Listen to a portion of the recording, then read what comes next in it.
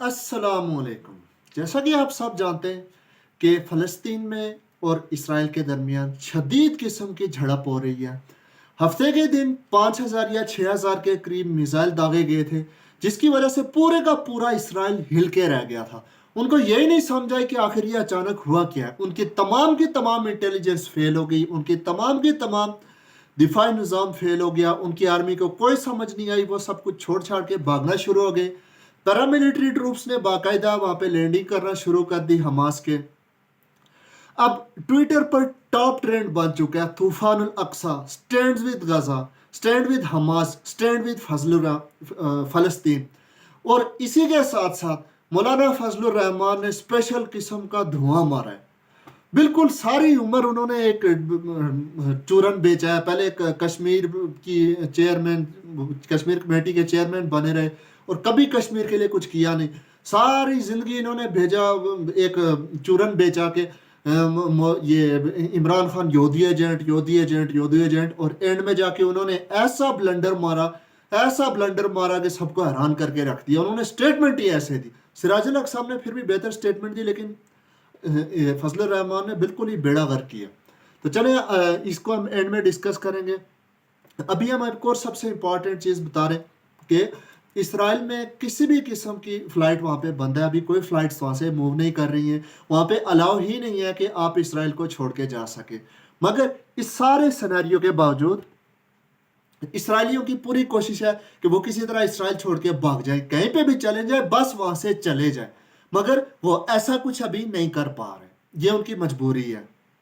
फिर उसके बाद अब एयरपोर्ट्स पे फ्लाइट्स नहीं है और लोग धड़ाधड़ एयरपोर्ट्स पे जा रहे हैं किसी तरह वहाँ से निकले, पर उनके पास ऐसा कोई सिस्टम नहीं है। शिकागो, टाइम्स स्क्वायर, मुख्तलिफ यूरोप के ममालिक में लोगों का भरपूर एहतजाज हो रहा है और वो तमाम के तमाम लोग इसराइल के ख़िलाफ़ और वहाँ पे फ़लस्तीन के हक़ में वो लोग निकले हुए। और इसराइल के अभी तक की डेवलपमेंट्स के मुताबिक 600 फौजी मारे गए, इसमें से 200 से ज़ायद फौजी 2000 से ज़ायद फौजी ज़ख्मी हैं और आला फौजी अहदेदारान को कैद किया गया है। और ये सोशल मीडिया पे अभी बहुत ज़्यादा वीडियोस भी इस बारे में सामने आ रही हैं, जिन वीडियोस में वाकई देखा जा सकता है कि इसराइली फौजी उनके कब्ज़े में और हमास के लोग उनके सर पर, उनकी कब्र पर जूते मार रहे हैं। और इसके बाद हम आपको बताने चलें कि अब इसराइल और हमास की ये इसराइल और हमास या फ़लस्तीन की ये लड़ाई नहीं रही। इस वक्त हमास, अल-कासिम ब्रिगेड, जहादुल इस्लामी के अलावा 5-6 मज़ीद इस्लामी ग्रुप्स वहाँ पे मौजूद हैं। रशियन मीडिया ने इस चीज़ को क्लेम किया है और नेतन्याहू का एक बयान सामने आया। ये नेतन्याहू ने ये बात कही है कि अब हम जो है ना अपनी जो हमारी ज़मीनी फोर्सेस हैं उनको हम फ़लस्तीन के अंदर भेजने लगे। मतलब अभी तक ये सिर्फ फ़िज़ाई गोलाबारी और हवा में ही जो है ना जो कुछ कर रहे थे। इनकी अभी तक ज़मीनी फ़ौज कोई नहीं गई थी। हमास ने तो अटैक करने के साथ ही पहले पैरामिलिट्री फोर्सेस को इंटर कर दिया था, मगर इसराइल अब जाके इन सब चीज़ों को इंटर कर रहा है।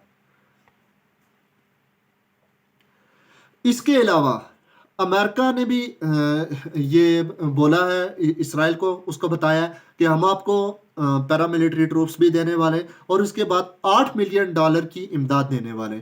अब इस पूरे सिनेरियो को देखते हुए रजब तैयब एर्दोगान भी फ्रंट लाइन पर आए और उन्होंने अमेरिका को मुदाखलत करने से साफ साफ तंबीह की कि आप बिल्कुल मुदाखलत नहीं करेंगे। इसका मतलब है कि अब वहाँ से भी कोई आवाज़ उठना शुरू हो गई है। मगर पाकिस्तान में एक जो सबसे मजबूत आवाज़ उठ सकती थी वो थी इमरान खान की, और इमरान खान को जेल में बंद कर दिया गया। अब उनके जो है ना टॉप के जो साफ़ी हैं वो भी इस चीज़ को क्लेम कर रहे हैं कि आखिर इमरान खान को अगर एक दिन के लिए भी छोड़ा जाता तो एटलीस्ट वो हमारी रहनुमाई ज़रूर करता, मगर ऐसा नहीं हो सका अनफॉर्चुनेटली, और इमरान खान को अंदर ही बंद रखा गया। जून 2023 में हमास के लीडर ने तुर्की सदर रजब तैयब एर्दोगान के साथ मुलाकात की और रजब तैयब एर्दोगान ने उनका पुरतपा इस्तकबाल किया और उनका माथा चूमा और एक बहुत ही शानदार किस्म की उनके साथ मुलाकात हुई। और इस चीज़ की भी क्या सराहियाँ की जा रही हैं कि हमास के पास जो असला है वो तुर्की से ही लिया गया है। अभी जो इसराइल है, इसराइल किसी भी तरह तुर्की पर भी इसलिए ट्रस्ट नहीं कर पा रहा कि हो सकता है कि ऐसा हो। اس کے علاوہ ایک اور خبر ہے کہ ایران کی پارلیمنٹ میں اس چیز کا جشن منایا گیا ہے، اور حماس کی جانب سے ایک ویڈیو آئی ہے جس میں انہوں نے اس چیز کا شکریہ ادا کیا ہے کہ ایران نے ہمیں اسلحہ دیا ہے اور ہمیں بھرپور طریقے سے سپورٹ کیا، اور ان کا ایک بھرپور کردار، نمایاں کردار سامنے آیا ہے۔ حالانکہ ایران کوئی بہت زیادہ مضبوط ملک نہیں ہے، لیکن اپنی حیثیت کے مطابق اس نے اپنا بھرپور طریقے سے کردار ادا کیا۔ نیتن یاہو جو کچھ بتا رہے ہیں، ان کے کہنے کے مطابق یہ ایک لمبی جنگ ہو سکتی ہے۔ پہلے تو یہ بتاتے ہوتے تھے کہ حماس ایک چھوٹا سا گروپ ہے، مجاہدین کا گروپ ہے، اور اس کی کوئی زیادہ حیثیت نہیں ہے، وہ کچھ بھی نہیں کر سکتا، اور ہمارے پاس ایک بہت بڑی طاقت ہے، ہمارے پاس یہ ڈیفنس سسٹم ہے، وہ ہے، ان کا سب کچھ دبردوس ہو چکا ہے۔ اور اس کے بعد اب یہ اصلی بات سامنے لا رہے ہیں کہ یہ جنگ لمبی بھی ہو سکتی ہے۔ رشین ٹی وی پر چلنے والی نیوز میں یہ بات کہی گئی ہے کہ حماس کو یہ آفر کی گئی ہے کہ ہم سیز فائر کرتے ہیں اور بدلے میں آپ نے جو ہمارے فوجی قید کیے ہیں وہ سب آپ واپس کر دیں، جس کو حماس نے یکسر مسترد کر دیا اور کسی بھی قسم کے آفر کو ایکسیپٹ کرنے سے انکار کر دیا، اور کہا کہ یہ ایک فیصلہ کن لڑائی ہی ہے، اس میں کسی قسم کا کوئی کمپرومائز نہیں ہوگا۔ مولانا فضل الرحمان صاحب نے فلسطین کے مجاہدین کو کہا ہے کہ میں آپ سے اپیل کرتا ہوں کہ انسانی حقوق کا خیال رکھا جائے۔ جناب آپ اس ٹائم کہاں تھے جب یہ مقبوضہ کشمیر کے آپ کشمیر کمیٹی کے چیئرمین تھے؟ وہاں پہ آپ نے کون سا تیر مار لیا؟ اسرائیل جو کچھ ایک پچھلے 70 سال سے کر رہا ہے تو وہاں پہ آپ کو بالکل آپ کی زبان نہیں کھلی کبھی، لیکن اب آپ کو اچانک دھورا پڑ گیا کہ انسانی حقوق کی خلاف ورزی ہو رہی ہے۔ لیکن یہ کچھ کردار ہے جو دوسروں کو یہودی ایجنٹ بول کر اپنی سیاست چمکانے کی کوشش کرتے رہتے ہیں، حالانکہ پبلک اب جان چکی ہے کہ یہ لوگ کیسے ہیں۔ اور دوسری طرف اب ان کا یہ بالکل مکروہ چہرہ بھی سامنے آ گیا۔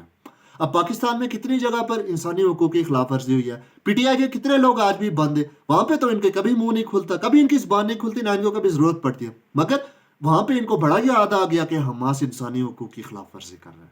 Thank you.